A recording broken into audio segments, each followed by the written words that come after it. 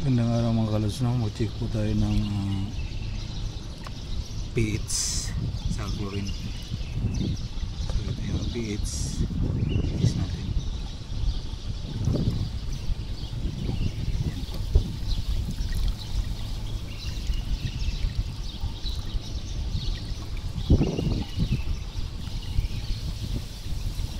Ayun.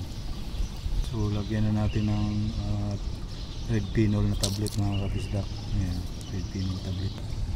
So dito natin ilalagay yung tablet, ha? Ayan. So ito na yung kulay niya mga kapisdak. Lagay na natin to para ma-reading na yung pH. Ayan. So ito, 0 tis.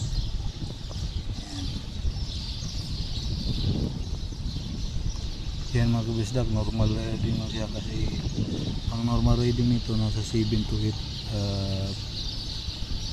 lang sa pH, hydrochloride acid.